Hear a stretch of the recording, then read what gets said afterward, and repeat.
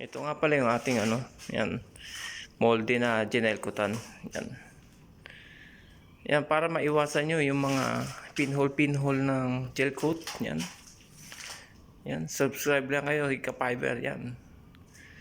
Dahil sa vlog natin, ang dami nagpagawa. Yan. Kaya, try nyo rin na share ng mga skill nyo para makita kayo. Yan. Ka-fiber burn po. Ito po yung natin. Napakaingat po natin ng pag-apply ng gel coat. Hindi po basta-basta gel coat. Yan. Ang gel coat po, ina-apply natin ng maayos. Meron po technique sa pag-gel coat pala. Kala natin basta lang siya i-spray o ipapahid.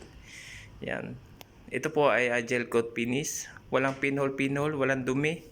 Iyan na po mismo yung ating pinaka final finish. Yan. Kaya dapat walang dumi, walang scratch ang molde, walang pinhole. Paglabas po sa molde, polishing na lang ng konti. Yan. Yan, ganyan po yung kalaki. Yan. Yan. Ka-Fiber TV.